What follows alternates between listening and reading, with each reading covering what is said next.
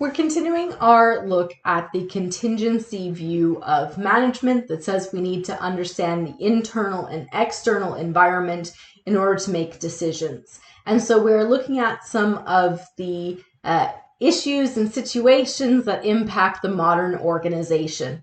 In our previous videos, we were looking at globalization. Now let's look at ethical responsibility. So we were talking earlier this semester about how the managerial activities include planning, organizing, leading, and controlling. So we need to establish goals and strategies and how we're going to accomplish them.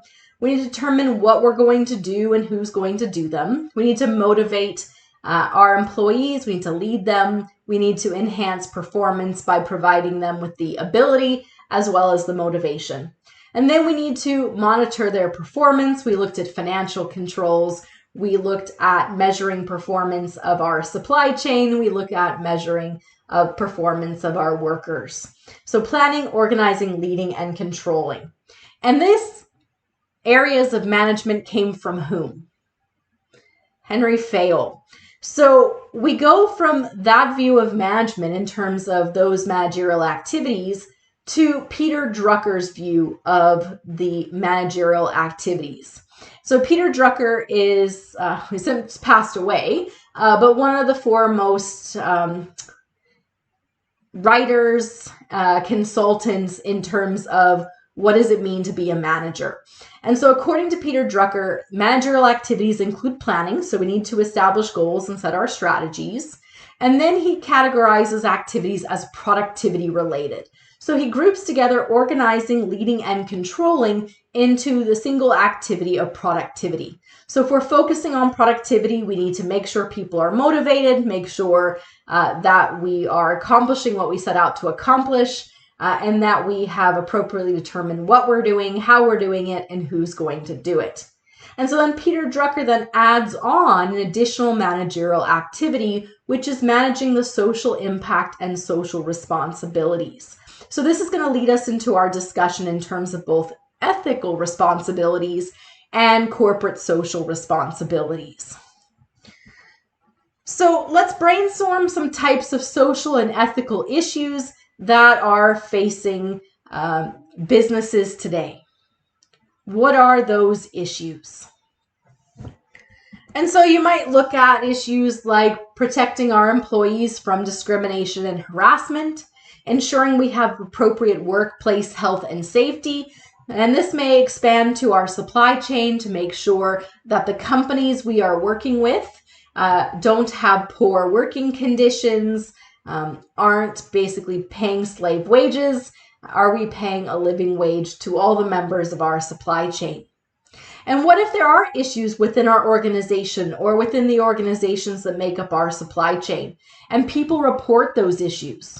What if they report that they're being harassed or discriminated against, or that the company is violating laws of the area in which it resides? Then what kind of protections do we have for whistleblowers?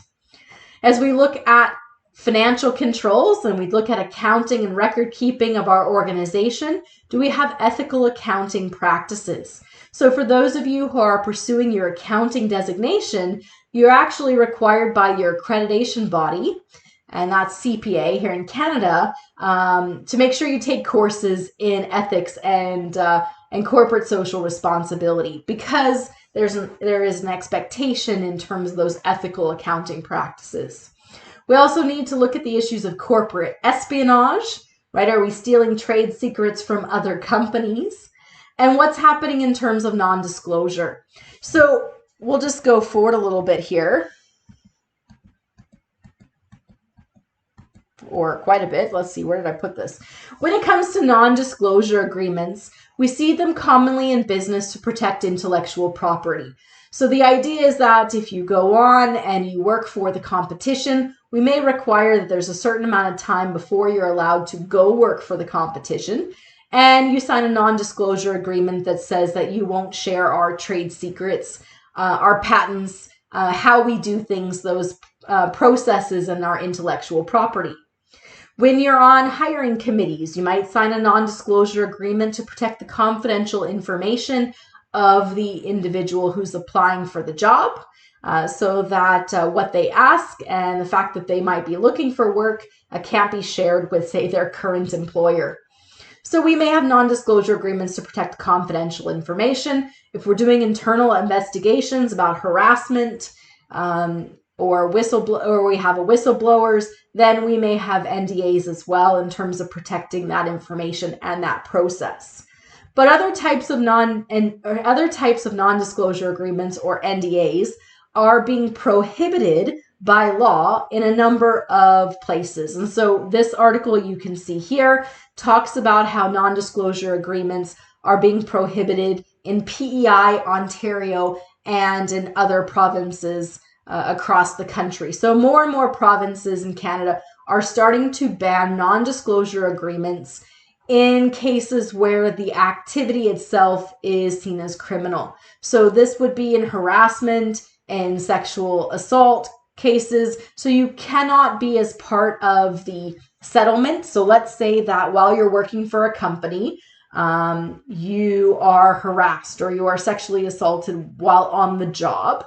And as part of the settlement with the organization you work for, they pay you out, but they also then ask you to sign an NDA so it doesn't get out that this happened on their watch while you were working for them, or the person that injured you works for them.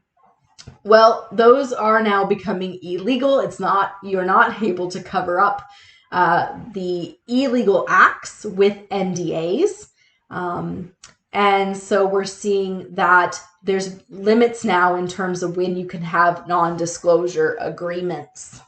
I'm just going to go back here to our list. Sorry. We have issues in terms of technology and privacy. And so in terms of surveillance, what can an organization do in terms of surveilling its employees? Is there a right to privacy for employees? And there's typically not. If we look at a company, so let's say you work for Walmart, and when you're out on the floor at Walmart selling, you're under surveillance by your employer. That is allowed. An interesting issue that's come up is a lawsuit here. This is a company called Clearview AI, and they have been fined $9.4 million in the UK for illegal facial recognition database. So what it is Clearview AI scrapes websites and social media sites, pulls information, and particularly pictures. And when we put up pictures on Facebook or when we have our picture online, there's often notations, right, about who the people are or what's happening. And so Clearview AI is pulling that information as well. It's creating basically a facial recognition database and tying those images to the names and information about people. And so this lawsuit here claims that Clearview AI illegally harvested more than 20 billion images to create this global facial recognition database. Well, it's really hard, right, to restrict companies from web scraping, from pulling information off of freely available websites. The challenge, of course, is what are they doing with it? Well, this particular company was building a database from it and then selling access to their database to law enforcement and police in lots of different countries. And so that means that in Saudi Arabia, for example, if they're looking for a dissident, someone who spoke out against the government, they could find where you are, right? So they can use surveillance cameras tied to the database to see every person who walks down the street, exactly who are they. And then Clearview AI databases can be used by law enforcement, by government, by individual companies who pay to access it. And you have information about people around the world. So the European Union is looking at possibly banning the technology and the company in general. We can see here in the UK, in Canada, specifically in Alberta, We have laws prohibiting Clearview AI from operating. The challenge is that the internet is everywhere. So prohibiting scraping of personal information and building the database, you can't really prevent that. Unless you are restricting access to the website and to, like, if we look at one of the challenges with Twitter and Facebook, you can choose, I guess, who has access to what. If you're making it publicly available, it's really impossible to prevent companies like this from scraping the information. If you are restricting the views to just members of, so you have to be signed into Twitter to see the posts in Twitter, and so it's not freely available to scrape, then you can start to restrict that use and that access.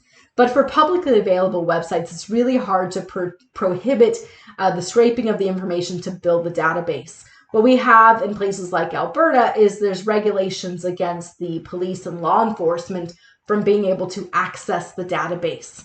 Well, that's all well and good if it's a country where we believe that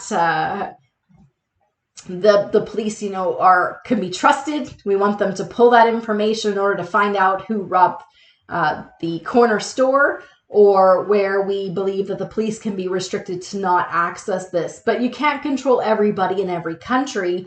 And so because that information is out there and that database can be built, that means that other countries' rogue agents, ones that may not be as supportive of free speech and free movement, they can use this to track people that they disagree with. And as we've seen, people who might disagree or speak out against the government can disappear, can be arrested across borders using this. So it's a challenge as we look at companies and how they operate. When we're looking at a global organization, that technology and privacy can be quite a challenge. What access should the government have in terms of the information you have on your customers and your clients? What information about your workforce, your employees? What level of privacy do they have? And then how do you restrict that as you move into other countries? We look at ethical and social responsibilities in terms of, are we sustainable? Are we protecting the environment? And we look at nepotism and favoritism. Are we hiring family members and friends within the organization? So remember earlier this semester, we discussed someone's theory who talked about how important it was to hire professional managers and not just hire family members to be management. Do you remember who that was? Well, that was Max Weber. So Max Weber was really fighting the nepotism that he saw in Germany, because as a country that had a royal family and the royal family determined who controlled what business, there was a lot of nepotism, and were you friends, were you family of the crown, that's who got to manage the big organizations. So there are a number of considerations as we look at ethics, and there are different ethical systems. So the views on ethics, we can have a universal view. That is, all people should uphold certain values. And so in that particular view, there are certain behaviors that are ethical in all situations. We might have a more ego perspective on ethics, and that is the acceptable behavior is that which maximizes the benefit for the individual. So I do what's better for me, right? So most people wouldn't see that as we talk about ethical responsibility. We're often talking about the greater good. That ego perspective is defining the greater good as what benefits me. Now, the universal view says there's a clear right and wrong. There is no gray. And so we might find this a bit something that's not as strict as the universal, but not so self-involved as the ego perspective. So we have a utilitarianism view, which says let's focus on the greatest good for the greatest number. And we have a relativistic view, which defines ethics as the opinions and behaviors of relevant people. As we look at global organizations, transnational organizations, where your company resides in many different countries, you may need to subscribe to more of that relativism view. And that is, what is ethical is really going to be defined by the culture and norms of the people around you. So in North America, bribing someone to get a deal, to finding, a supplier, is not appropriate. But in other countries, if you want to get a deal done, if you want someone to abide by their contract, you have to pay a bribe. And so that is more socially acceptable. So then the ethics is defined by the opinions and the people in that particular area. We can also look at a virtue view of ethics, and that is that moral behavior comes from people of good moral character. And so when we talked earlier this semester about different management views, many of the early views on management were that managers should be people of good moral character. And so their view of ethics was that virtue ethics. As we look at ethics within our organization, there are different types of ethics. And so we might have that utilitarian view that the ethical decisions are made solely on the base of their outcomes or consequences. So here you can see that utilitarianism, which is that greatest good for the greatest number, means that the decisions with our organization should be based on the outcomes or the consequences. So if there is no negative consequence to something, then if we do it, then, that's not it. Maybe we see that as not as being as ethical or gray of an issue, whereas that more universalism says that there is a clear right and wrong. Here, the utilitarian view is really about the outcome or the consequences as we strive to achieve the greatest good for the greatest number of people. The rights view focuses on respecting and protecting individual liberties and privileges. And so your organization may be about focusing on privacy, on freedom of speech, and protecting the rights of your customers and your workforce. You also might subscribe to a theory of justice. So we are imposing and enforcing rules that are fair and impartial. And so if we look at how we manage our human resources, we talked about procedural justice. And so are processes for how we promote people, how we motivate and reward people, are those processes, do they subscribe to that theory of justice where they are enforced fairly and impartially? And then we have an integrative social contract. This is where ethical decisions are based on existing ethical norms that may exist within the organization, industry, or community. So that integrative social contract is going to tie to that relativism view, which is we're defining ethics based on the community around us. So as an organization, as management, we need to decide what is our priority when it comes to ethics. So you may personally have your ethical views in terms of an ethical system that you follow. Is it more relativism? Is it more universalism? So there's clear right and wrong in your mind. Maybe your focus is on the benefit to yourself, or maybe your focus is on that greater good. Then we need to look at from how we manage the organization, which priorities we're going to have in terms of our ethics. So we will create processes and policies for managing our people that subscribe to the theory of justice or the rights view. The operations of our business may be more of the utilitarian view or an integrative social contract. So if you're following along with our Pearson-Revel surveys, we are looking at, are you an ethical employee? And so this survey from a Robbins textbook is looking at a number of questions in terms of your responses. And it rates you as low, normal, or high. It's pretty clear when you look at the questions, what is the more ethical response, I think. So likely most people are going to get results in the high ethical behavior if you answer based on what you think the expected answer is, more so than your own individual answer. What's interesting with these Pearson-Revel surveys is that there are two surveys. One that asks you about being an ethical employee, and one that asks you about being an ethical leader.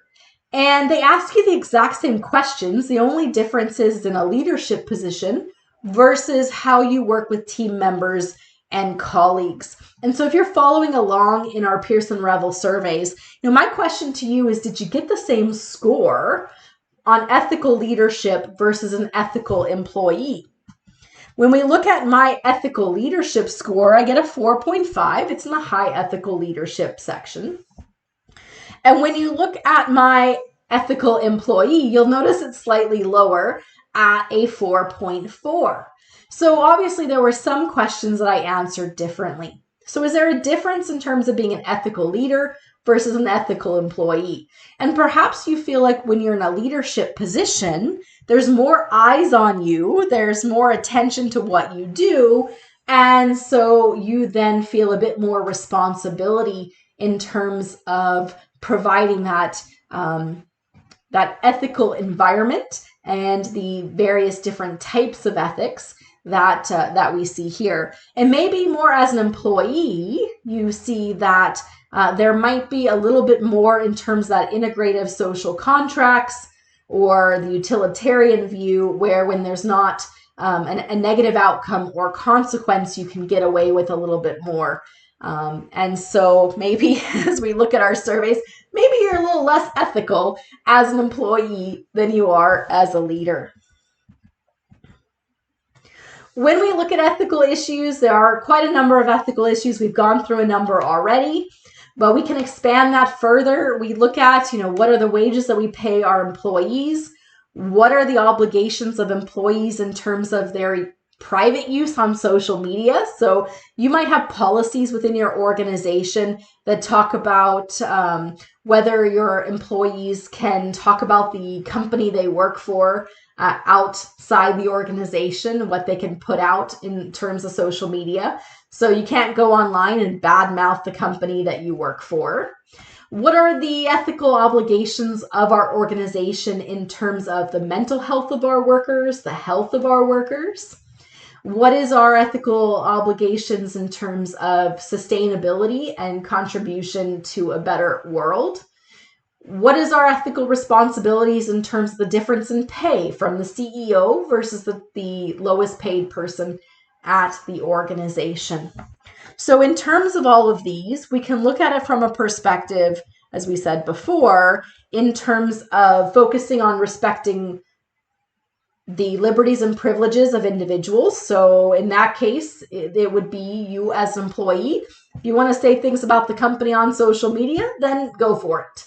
And if we are more focused on outcomes and consequences, more utilitarian view, then we would want to discourage speaking out, at least identifying yourself as an employee, talking about your employer on social media, because that will have negative consequences for the organization.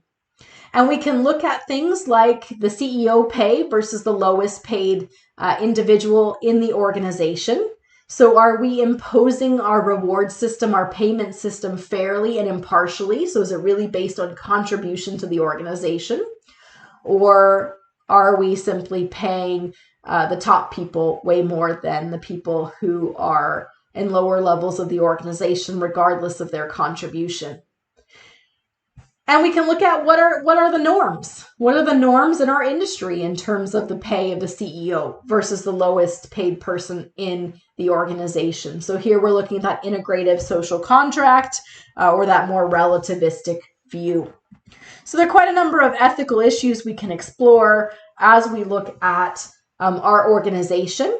When it comes to ethical misconduct in the workplace, the number one tends to be conflicts of interest. So many organizations have conflict of interest policies, forms, where you have to state if you are involved for, let's say that you work part-time for one company and the other part-time you're working for a competitor. That would be seen as a conflict of interest. Maybe your company has to report to government and you have a family member who works in government. So conflict of interest, conflict of commitment, If you're working 2 40-hour jobs a week, then are you really putting in the time and effort to that job? One of the concerns with people working remotely through COVID was that you would have your full-time job and we can't keep an eye on you, so we don't know what you're doing. And then at the same time, you take another full-time job with someone else and we don't know, you're taking in 2 full-time paychecks, but are you really contributing an equal amount to both jobs? So this would be that conflict of interest. Many companies have policies where you have to declare those conflicts of interest or conflicts of commitment, and someone at a management level above you would decide whether or not that's appropriate for you to be involved in those activities or work for multiple organizations. Other types of ethical misconduct that we see are abusive behavior, right? So that we have harassment in the workplace, bullying. We have violations of health and safety regulations. So are we providing the appropriate precautions that people aren't going to slip and fall? They aren't going to be injured. If we're a processing plant, nobody's losing a limb. We can have issues of corruption. So we're looking at people stealing from the organization. And then we also have discrimination and sexual harassment that are common types of ethical misconduct in our workplace. We already talked about non-disclosure agreements and Clearview AI. So what we need from our organization is to create an ethics system. We need to create a culture and that creates an ethical climate. And so going back to our discussions from previous videos about creating the corporate culture, we need our management to live by example. We need to make sure that as we are screening our prospective employees, as we're rewarding our employees, that we are rewarding and identifying ethical behavior. What you do see when you do interviews for prospective employees is we'll often ask you questions that relate to ethics, and we're trying to get an understanding of how ethical you are. Now, the challenge with an interview that asks you, if you were in this situation, so if you saw a colleague stealing from the organization, what would you do? The problem with hypothetical questions like that is that we know the socially acceptable answer. Just like with these surveys that we did with the Pearson Revel, you can clearly identify the socially acceptable answer, which means we can give the response that makes us seem like a highly ethical person. So what we often do in interviews is rather than ask you about what you would do in a situation, is ask for examples where you have shown that you have behaved ethically. And the examples that people give, what they choose as their example versus what they exclude, really does tell us their priorities. It tells us their ethical views in terms of which ethical system and their priority in terms of the type of ethics. So we ask questions in our interview process that have us give examples of when you have been in a position where you had to act ethically. We also need to institute ethical codes and training behaviors. So that's what we talk about in terms of policies and processes that encourage ethical behavior. We have the where we report those conflict of interest or conflict of commitments. We reward ethical behavior itself. So we protect the whistleblowers. If you come forward to complain about bullying or harassment, then that information is held confidential while an investigation is being conducted. So we need a multifaceted approach. We need a strategy when it comes to ethics, and we need to create a corporate culture that supports ethical behavior. So we can look at ethical decision making. And here is a model of ethical decision making. So we gather our relevant information, and then we look at those 4 views on ethics. Here it's called utility, rights, justice, and caring. Previously, we had looked at it, so I scroll back really quick, as the utilitarian view, the rights view, the theory of justice view, and the integrative social contract view. So those are the same thing. So these 4 views of ethics that we see here are the same as the ones we can see in this diagram. So we gather some relevant information. We have a concern about an act or a policy. Is it ethical? Well, does that particular activity optimize the benefits to those who are affected by it? So remember that utilitarian view is focused on consequences and outcomes. Does it benefit people if we do it? And then we have the rights view. Does it respect the rights of all the individuals involved in terms of privacy and protection? And then we look at the justice view. Is it consistent with what we consider to be fair?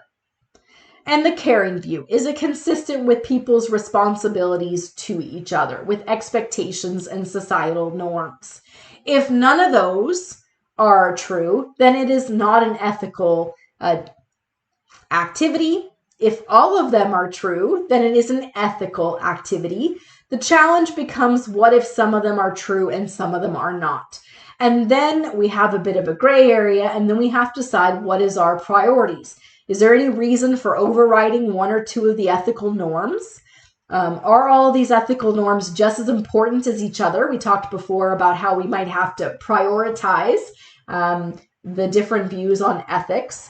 And so then in coming to the decision about whether or not it's an ethical action, we're looking at how well we're doing and which ones are more important. Your organization might create an ethics statement to help create that corporate culture and those policies to show their commitment to ethics. Here's one from Hershey, and it shows here's our commitment to our employees in terms of respect and valuing their contributions. Here's our commitment to our consumers, to the market. We're going to be ethical. We're going to compete fairly. We're going to uphold the laws. Our commitment to our stockholders to be honest and transparent, and our commitment to the global community in terms of abiding by trade laws and protecting natural resources. So your organization might come up with an ethics statement to help emphasize priorities in terms of ethics and help communicate that to all of the stakeholders. Excuse me.